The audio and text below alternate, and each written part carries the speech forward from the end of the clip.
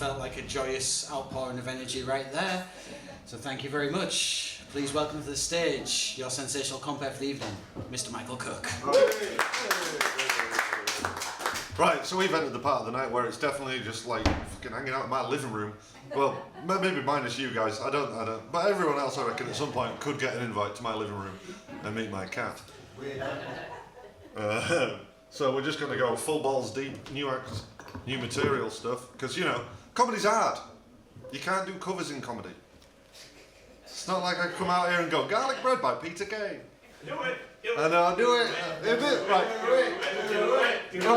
You say that right. You say that right. I genuinely Googled it because I just have it in my head, like sound like comedy. You know, I remember the Peter Kay Garlic Bread bit, and I Googled it, and there is no bit. It is literally just him going garlic bread. Am I just playing tricks on me? Garlic bread. That's the bit. Like so, anyway. But yeah. So, since his last scene, no, I don't think so. I think I just turned 40 last time I saw it. So I turned 40 last month. And I thought, cheers, Sarah, I need that on a daily basis. A strong 36. A strong 36. It's because I dress like I'm 12. But, and I was trying to think about how can you acceptably bring up ways that, you know, I could explain what, like, these milestones in aging are. And I think the main thing I've noticed since I turned 40 is that most adverts use music and things I liked growing up in the 90s against you now. Do you know what I mean? Like, there's loads of TV adverts where they'll just bring out the Teenage Mutant Ninja Turtles, and I'll be like, yeah, that was cool when I was a kid. And there'll be an advert, and it'll be the fucking Thunderbirds. I'm like, that was cool when I was a kid. But there's one thing that I know modern nostalgia will never bring back, and that's something called the Power Rangers. The Mighty Morphin Power Rangers. Remember them guys? Yeah, you don't want to know what the most popular Power Ranger in Power Rangers was. Do you know? It was the White Power Ranger. Yeah, I thought there's something. White Power Ranger, you know. I'm not even going to talk about like what what race did they cast the Yellow Power Ranger? What race did they cast the Black Power Ranger? Because it was not very 90s. It wasn't very Fresh Prince of Bel-Air. It wasn't very Star Trek. Because, you know, I grew up on Star Trek. Star Trek fans in? Give me a... Yeah, if you're a Star Trek fan, give me a... Make it so. Make it so. Just me and you, Al. Fair enough. Star Wars fans, fuck them. Star Wars, man, it's lame. It's Hero's Journey. Star Wars 1, I'll give you that. That's alright. That's interesting. But, you know. Pat, what do you call a Star Wars fan with social anxiety? Anakin Skywalker. No. We're doing dad jokes at times. Anyway, it's about time we brought out Michael Caine again. No, there's no more Michael Caines. I always joke there's 157 of them, there's 4. And every one of them was like getting blood from a stone. Because you can't do Michael Caine as Michael Caine. You can't, it's 2026. Youngsters don't know who the fuck he is. He's the Batman butler, right? He is the Batman. I nearly did your accent, and that would have had me fucked, wouldn't it? The only reason I can do it is because of cricket, anyway. Yeah, it is. It's why I did that bumper cloth. That's all from cricket, like Dwight Gear, leg side, 4. You know, nobody watches cricket. That's another whole thing, like. Dwight Gale's a footballer. I know, but they don't know that. It was Marcus Gear. Chris. Fuck. I'm just winding everyone up. This is the character that I don't know what I'm doing. Oh yeah, Chris Gale. Sorry. Yeah. But yeah, I remember literally when I was in Australia, like meeting fellow Europeans and being like, "Do you not know who Brian Lara is?" And I'm like, "What?" And not realising that like cricket was a colonies thing. Because the English, we don't know our history. We don't. This is again just another statement I found from working from being in Berlin. I was ended up chatting to Irish people, and I always like to ask Irish people like, "Why do you hate us?" And it's like, "Because of that question, you silly bastard." I can't do the Irish accent, obviously. Though I do like the cause. That's a lager. Yeah, cause light. But yeah, I don't know. It's fucking growing up in the 90s, isn't it? Like, I don't know about if you can tell, but like my dad was in the army, so I was always going to new schools growing up. I'm like a bastard child of the M62. I just went from west to east, and now I'm here. And like at school and stuff, I was always dead afraid of being bullied because you just see bullying and be like, I hope that doesn't happen to me. And I'd always use football as a way to like mask it because football was a fine thing for a young boy to like in the 90s because I didn't want everybody knowing I could read. You know, so in the 90s for a little boy to read was gay. I don't make the rules, I'm just commenting back on it. But I always remember I got picked up for school by the school bus on my very first day at school, and it's like a little village, so there's like 3 kids on it. And I got on that bus, and some lad came up to me, and he goes, do you like wrestling? I was like, yeah, I do, it's the 90s. Everybody does. And he goes like, do you like football? And I was like, of course, it's my #1 masking technique. And he said, then you'll be all right here. But you see that lad at the front? That lad's the smartest kid in school. And he picked up a literal drink and just went whack and just threw it off the back of this kid's head. And this kid turned around. And my new best friend said to him, how long's a piece of string? And the little boy at the front said, twice the distance from the middle to the end. Think about that. Twice the distance from the middle to the end. He was right, wasn't he? Twice the distance. How long's a piece of string? Twice. I don't get it. You don't get it? Is that? I don't read, I'm not gay. I tell you what, we'll get you up here for 5 minutes if you keep going like that. But no, I think about it a lot because like, I don't use those apps for dating. Everyone uses apps for dating. And I understand that one of the things that a lot of men encounter on these apps is these crude women who will say something like, how big's your dick? Twice the distance from the middle to the end. Hey. Not worth it at all, but I really like that because it happened. And I think about that lad often. He actually ended up being a scientist, you know. He worked on the Humber Bridge, and he basically worked out if you jumped off it, what would kill you, the fall or the water? Okay, I thought that was funny too. I implied that an intelligent man killed himself. Anyway. Are you ready for your first act? You ready for your first act? Give me no eye. Aye. Then good, because we're going to have warm, lovely energy in this room as we start stamping them feet, clapping them hands, go wild and crazy. From our friend of your friend, Mr. Naseeb. Sorry. Thank you for coming out this evening. Thanks for sticking around. It's a Sunday, innit? Appreciate you being here. Thanks for supporting live comedy. Thanks for supporting this night. You're all really good people.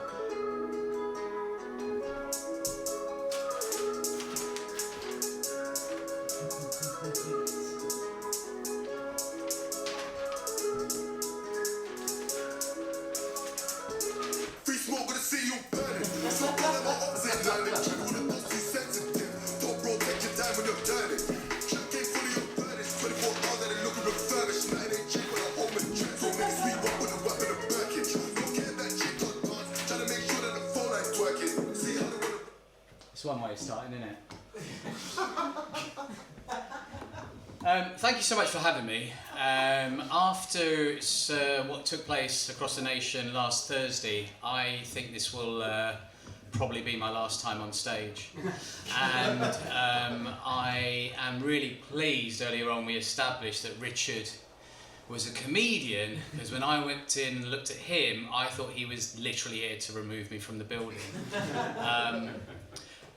You, sir, what's your name? Vabo. Sorry, just once more. Vabo. Vabov. Oh, there you go. Yep. Vabov, where are you from? I'm from India. India, very nice. What are you doing here? I came for uni. Came for uni? Yeah, still staying because I like you so much. Great, cool. If there's one more of us that walks in, it's going to become a sort of takeover situation. Just say thanks for being here, man. I don't know. I feel better with you here. Could we maybe leave together as well? Is that all right? If anyone is offended by me being on stage here tonight, don't worry. Once I'm done, fully intend to walk out that door and fuck off back where I'm from, which is Bruff. So to catch that tree. My accent though is. For those of you who are native to these parts, my accent doesn't align with being from Bruff. You can probably tell that my accent isn't from here. This accent is what happens when you grow up in a predominantly white suburb and try and be more English than the English. is what you get here. And sometimes comedians talk about being like the love child of two celebrities, but I think for me and my visual that's kind of tricky, so maybe it will just work like this. I look like Pakistan fucked Surrey. And then you get me. I am trying to integrate though. All right, I mean I'm born and bred here, but I am still trying to integrate. I want England to win the World Cup. Yeah, I want Sven and the boys to do good kicking and that, and I just honestly I think it's our year, you know, with Bex and I think we should play Scalzi in the hole though. Is all I'm saying. Just go with that. Try that. Oh, I also integrate because I only exclusively sleep with white women. So, woman, sleep with a white woman when she lets me. Oh, okay. I mean, this feels ridiculous doing this when we've had a bill with actual musical comedians in the room, and Sam's right here. But I've got a song for you. Do you want to hear it? Yeah. I mean, if you'd said no, I would have just definitely been able to make the train. But I will do it anyway. It's a really quick one. Really quick one. Ramadan. Sorry, I've just added the sway. I wasn't planning on doing that. Okay, let me try that again. No, the sway. I think the sway makes it cute. I'm going to try that again. Okay.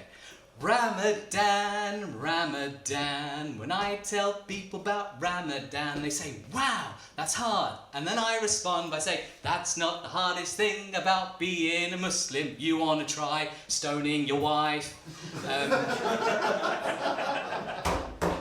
You never get used to it.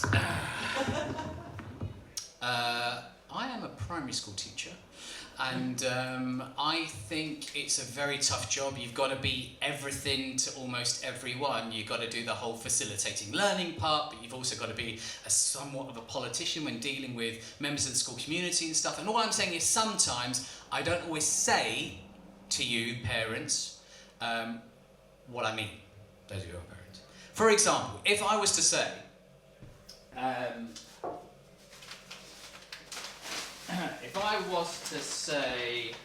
if you brought me an incident my way that you want me to look into, I would say, we will look into this. When what I really mean is, kill me now. Sometimes, I love parents' evenings, by the way. I love to get this moment to sort of show your kid off, right? I love celebrating the good things they do. Some children, it's difficult to find the wins. So, I will try and package it as positively as I can by saying something like, he's certainly a character, but what I mean is, we can't stand him. Sorry. It's got good handwriting there. Earlier on this year, we lost an auntie. And I don't know if you are connected to anyone who follows Islam as a religion, but when someone passes away, we have the funerals very swiftly, like within days. And so I'm there, she's my favourite auntie, and I'm there and I'm carrying the coffin, and I'm one of the people on the straps who's lowering her into the ground, and me, my brother and my cousins, we're shoveling earth on top of her coffin into her grave, and all this is happening, and I just took a moment to look down at what we were doing, and I thought to myself, I thought about my auntie, and I thought, you really should have hit me less. You know? Like, I know she was old and it was natural causes, but I couldn't help but thinking that maybe somewhere it was some sort of divine justice. That's my dead auntie. Alright, I'm 40 years old, and I sometimes get trapped into comparing myself to other people, like where they are in their lives, like with the house and the car and the this and the that. And I think sometimes comparison is, of course, a thief of joy. And what you've got to try and do, instead of focusing on what you haven't got, focus on what you do have. So, for example, I have 3 amazing children. Hey. I have at least 3 good friends. Hey. And I have AIDS. I have AIDS. Hey. Great. I've sussed out in life that there are two types of people. Sometimes you hear this, there's two types of people. I think I've got the best one. There's those people who follow the rules in a car park and cunts. Well, considering I've smashed this set so far, I'm going to leave you guys with this. I wasn't... This was just an idea I had before I got here. There's a term in... I probably couldn't tell you the language. I don't know if it's Urdu or Hindi, but there's a term, Allah Hafiz. Right? It's how Muslim people sometimes say goodbye to each other. And it basically means God be with you or God protect you. So I wrote this about my auntie. I used to call her Hala. So here it is.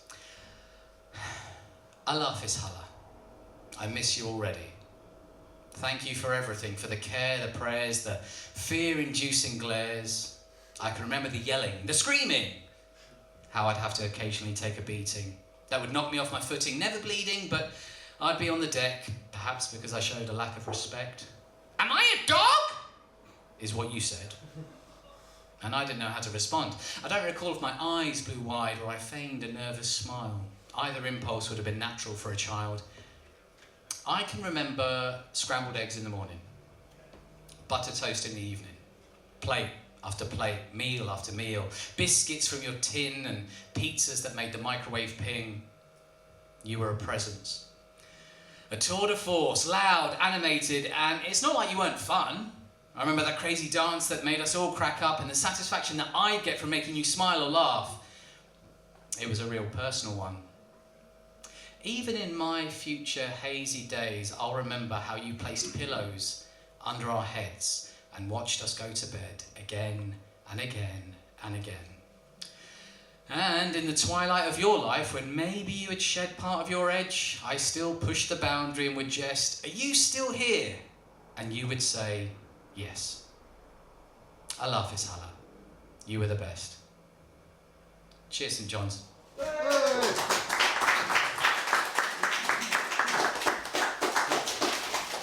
Give it up fast, everybody!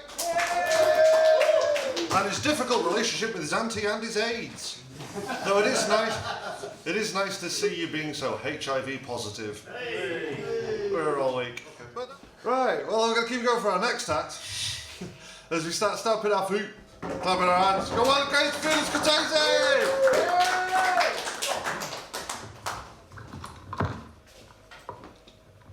Feel the rush. Look, I'll be honest with you, I'll make this quick because you all like you want to go home. I mean, I brought my parents with me. I wouldn't be here today without my parents, obviously, because they drove me. But, I mean, I brought my parents with me, you thought they'd be supportive. I'll be honest with you, we're in a boiling hot little room, we've been here over an hour, my dad's not taking his fucking coat off. I've kind of got to go off, to be honest, because I've got to meet someone. Is there a cash point near here, by the way? I've got to draw out 600 quid, I've got to meet someone at Wetherspoon soon. It's got to call back. Thanks for staying, you lot. Sam, what was your name? Harrison, Vajazzle, what was your name? Vabum. You got the first half right, yeah. The first time I got it right, what, Vajazzle? First half. Oh, first half, Val. Right. Look, my name's Felix, as you've heard. This was meant to be quite a special occasion because, I'll be honest with you, I recently came out as bisexual. Can you clap? Thank you, clap for the cock, thank you. That's what I have to do to get in there. It should be, I mean, now, the reason I'm bisexual is because I'm greedy. Also, I'm a drama student, so you've got to be a little bit gay, aren't you? It's the law. So my pronouns are pretentious and cunt.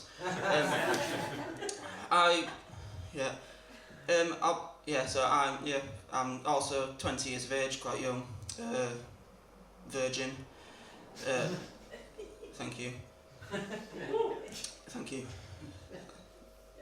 You know. Yeah, I just got to crack on with this, if you don't mind. I mean, funny thing is, whenever I tell people I'm a virgin, they always say to me, "Oh, that's nice. Are you waiting?" I say, "Yeah, I'm waiting, yeah." waiting for someone to shag me, love. Yeah, I'm waiting. Being a bisexual virgin as well, which to be honest sounds like the title of a Gilly Cooper novel. But it should be easier for me because I've got double the options. Bisexual men, by the way, they're just straight men who occasionally like a finger up the bum. Like, and I'm running out of options. I've only got 10. So I'm waiting for a bit more. Yeah, it should be easier. But the thing is, being a bisexual virgin, losing your virginity is hard enough, but losing it to a man, that's like taking your driving test in a bus. That's not right. That's too difficult. And I've got look, it might be quite hard to believe that I am a virgin because I'm very, very attractive, tatted up, 6'2". Look, what? Yeah. Oh, do you not think so? Yeah. You got tape measure? Yeah. Shut the fuck up. Yeah. But I mean, we can ask. Where's a female in the audience? There's multiple. What would you rate me out of 10? Didn't ask you, did I? 5, 6. 4. Are you a fucking woman, lad? Bisexual. You're bisexual? Yeah. Are you actually? Yeah, like 4. Like 4? Did you say like 4? No, like I am a bisexual, but I'm rated as 4. Right. Can I tell you something? I had another joke planned, and I might come back to it later if I get the chance. But you've put me off track here. I recently went to Milan, right? Which is one of the 4 fashion capitals of the world. I've been to all 4. I've been to Milan, I've been to London, I've been to New York, the other one. And let me tell you something, when I was walking past them Italians, they were fucking double taking at me. So don't you come at me saying I'm a 4 out of 10 when you look like a model for St. Catherine's Hospice, alright? So, can a woman please rate me out of 10?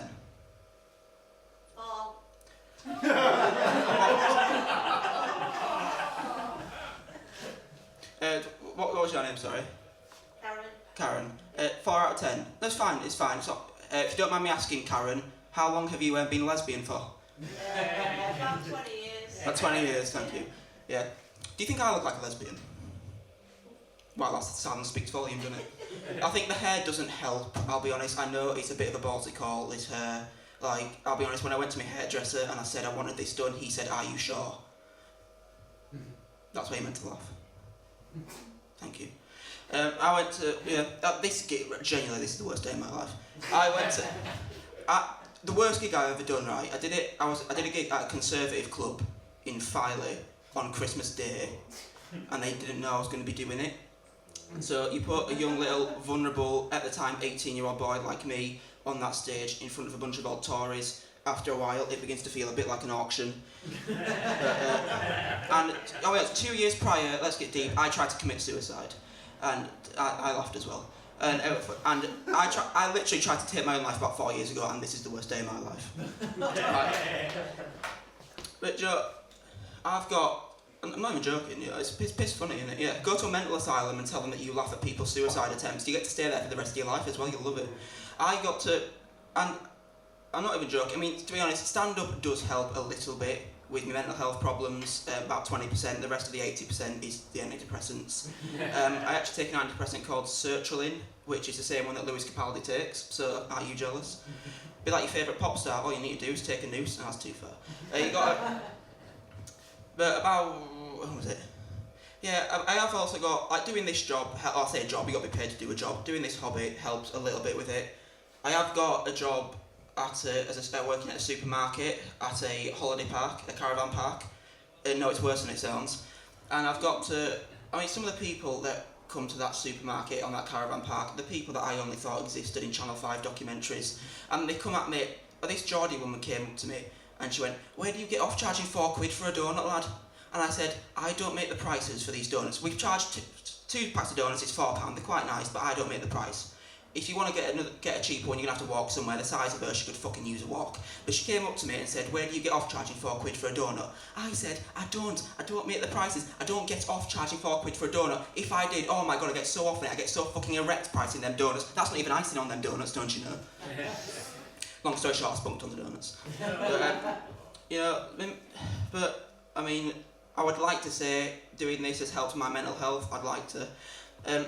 But Stephen Fry did a good interview about mental health, right? He talked about how anyone can be affected with mental health. You know, it doesn't matter who you are. He did an interview at Oxford Uni, I think it was, because they need it, don't they? He's not going to go to Grimsby, is he, and do an interview? And he talked about how anyone can be affected by it. He was talking to these posh cunts, going, even you could have mental health problems, you could be depressed. Almost like he was trying to motivate them to be depressed. Like, these cunts are going to go home to their parents slitting their wrists going, Stephen Fry made me do it. Yeah, I think we're just about there. We're just about done. Aren't we? We speedrun this gig, I'll be honest with you. Which, I mean, that's my gift to you. Anyway, that's... What? I've not finished it. If you want to see a bit more of me, if you want to check out my socials, it's Felix Cortese Comedy. If you want to feel a bit better about your own life, you know, one follow, one less reason why for me. Yeah. And yeah, thank you. If you'll just clap me off, I'll go get a bottle of rosé. We'll pretend this never happened. Give it up for Felix, everybody! On his worst day so far. So only downhill from here, mate. But yeah, we have our final act for you this evening. Hey. So if you're ready for that final act, give me an eye. Good, because I can't believe you're even here, Sarah. Sarah's a tremendous comedian. Yeah, start stamping them feet, clapping them hands, and go on a crazy ride for your friend Sarah Adams.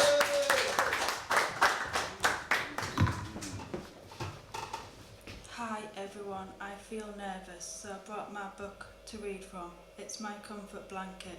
Start reading. This is my book. It won't please everyone, but here it is, and so am I, comma. Everything I say is spoken out loud, including this sentence and that one. I couldn't be asked to learn my material. If I learn it, I might look up and make eye contact. I'm not ready for that level of human interaction. That's why I used the self-checkout machine at Burger King. Just me and the machine, no judgment or small talk. Then it got controlling. I took too long choosing a meal, and the screen said if you don't interact, this session will end. My last relationship ended for the same reason. I was too slow interacting with him too. I'd like to interact with you, but I'm only programmed to interact with words, and I do that slowly. Even my slow cooker thinks I'm slow.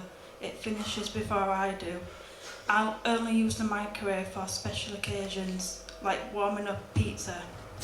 I eat a lot of pizza.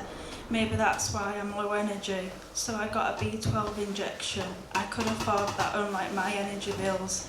No one noticed I got B12. People notice weight loss injections. I go to the gym to lose weight. I lose £1.50 every time I press B12 for Maltesers on the vending machine. I spent time with vending machines at school.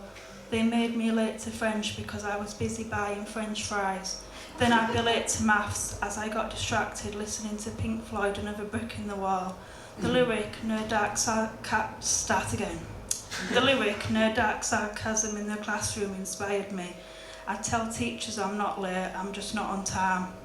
The only triangle I liked was on the Pink Floyd album, not the ones in maths. Maths shaped who I was, someone who avoided maths and counts down the minutes until things are over like my set. The teachers avoided me. The song says, teachers, leave those kids alone. Mine did. I was still a virgin in school, as unlike my Nokia, the teachers never confiscated it. People might want to confiscate my book.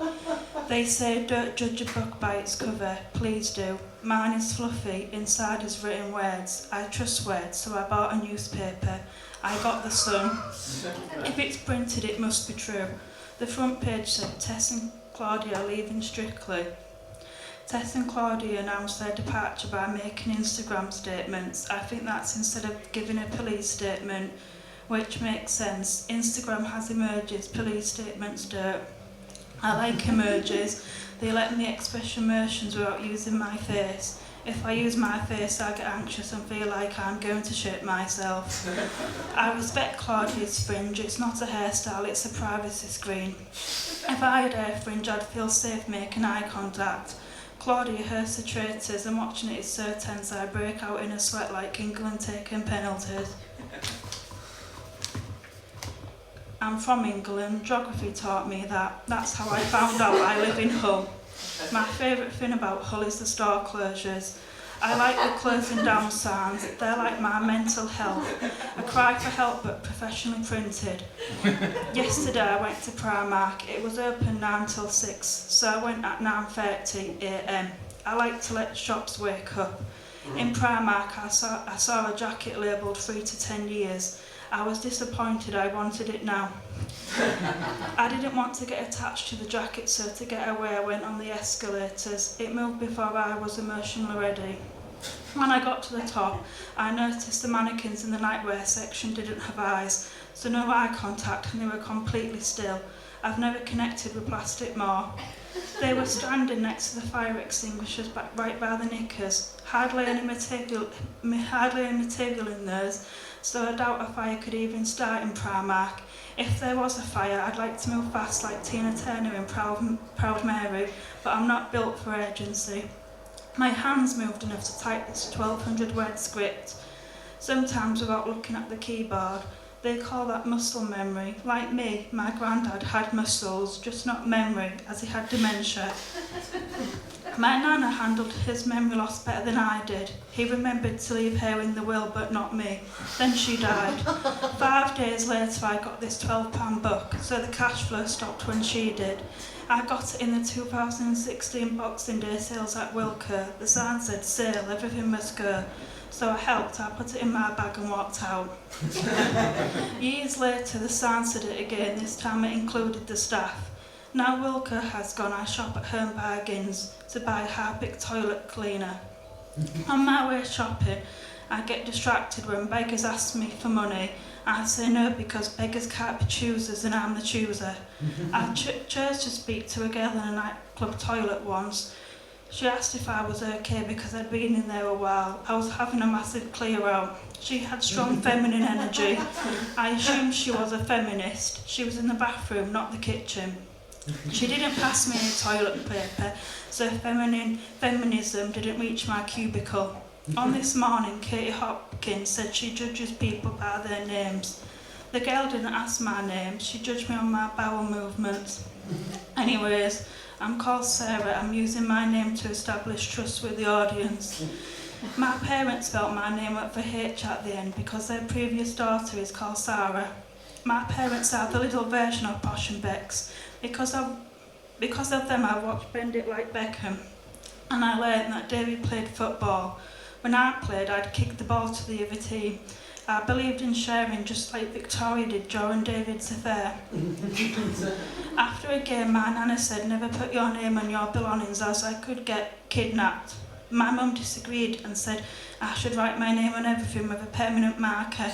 My mum said my nana was a very friendly lady as she shagged around a lot. She could always make ball score. She treated men like penalty kicks, one shot, no follow-up, so she never knew who her dad was. My dad, Neil, saw how much I liked defending, so he bought me a security alarm to distract attackers in real life. It's so loud, I think the BBC should start the news with it. They've got time, no breaks on the BBC unless you're Hugh Edwards. He didn't get my siblings an alarm. My mum has twins. My dad put them there. He said it was a surprise to everyone involved. My brother is older than my sister by 3 minutes. You can't tell there's an age gap. I sent him a Facebook friend request on Facebook. I didn't think he would accept because he has a girlfriend and she's not me. My earliest memory of him is jealousy. I thought his inhalers were presents from Santa. I thought Santa really cared about his health. Turned out they were from his GP. He relied on them too much, so I hid them to show him you can't always inhale yourself out of a situation. There are situations that could be used for hazard perception videos, like the iceberg collision in Titanic. If you can spot an iceberg, you can spot a cyclist. The ship should have stuck to the North Atlantic Ocean national speed limit, like what my uncle should have done. He crashed his motorbike in 2012. It was a life-changing experience for him, as he died at the scene. I'm not going to get emotional because I'm in character and I don't want to break character. He was 47, so too old for the 27 club. My mum left flowers. She's never been an original thinker. I think of Malick. She sings I can buy myself flowers.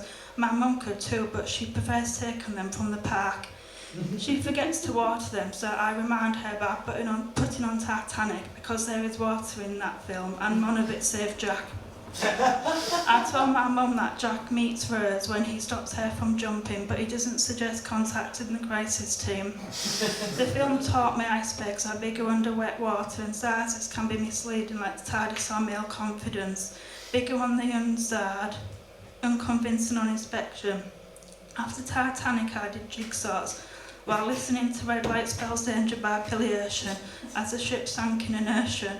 Jigsaws are my way of putting the ship back together. I sold one and vented it around safely. If Royal Mail had handled it, it would still be in transit or lost at sea. Like Rose did with Jack, I developed feelings for someone in 2023. He didn't know we were a couple. That's fine. Not everyone has good observation skills. Inspired by ABBA's Gimme Gimme Gimme Man After Midnight, I ran him at every opportunity from an unknown number after 12 p.m. After the 20th call, I reflected. I realised I could do better, so I did 30. I thought persistence was romantic. He was clearly obsessed with me. That's why he never answered. I can't say his name due to GDPR, but if you guess it, that's on you. His name has 7 letters, 1 capital letter, 2 vowels, and you can shorten it to Matt. You laugh, made me laugh. On our first date, one thing led to another and we held hands. My mum saw me crying near the slow cooker. After he told me he was dating someone, I said it was the onions. I was making chicken curry. It was his favourite. I wanted it to taste like chicken curry, so I used chicken instead of beef. I cooked it for 4 hours. Enough time to get through to my GP or go to Benidorm. When the curry was done, I left the kitchen. Women don't need to be in there anymore. Deliveroo exists. I continued crying as I left the kitchen, not over him, just because of the price of the chicken. I doubt I'll see Matt next month as I'm in Benidorm. I'm nervous about going as I don't speak Benidorm. I want the sun to notice me as Matt never did.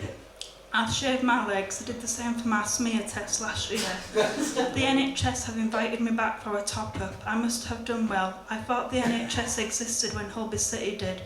For my upcoming smear test, I'll drink alcohol for comfort. My dad won't be impressed. His dad was an alcoholic, but I think that's a harsh label. I prefer alky. I'll struggle to become an alcoholic. It takes me an hour to drink a shot. I like to reflect between sips. I drank WKD when I was 12. Now I use these reed diffusers. I got a reed diffuser when I went to Thailand last year. It was a flying visit. I got there by plane. My seat was B12. The flight was 14 hours, even with no road diversions. During the flight, I remembered candles can have a 14-hour burn time. I got tea on the flight.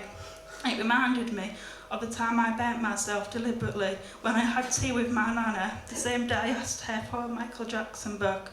I didn't put milk in it. I wanted it to represent Michael pre-bleaching.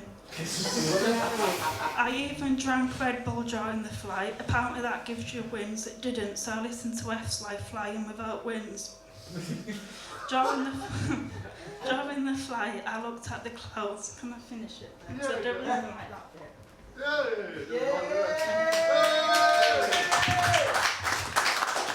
Give it up for the brilliant Sarah Adams. I love that you said Westlife and was like, no, fuck it. Westlife were brilliant. They would sit down and then they'd stand up and you should have been there. Anyway, give it up for all your acts you've had this evening. Thank you very much for Smart Live Comedy. I'm going to spare you your blushes and tell you anything else. But Harrison, by the way, if you do want to come back, mate, cheers, June 14th. None of the rest of you will be back. Let's be real. So yeah, if you had a good time, give me an OI. Well, thank you very much. I'll see you later.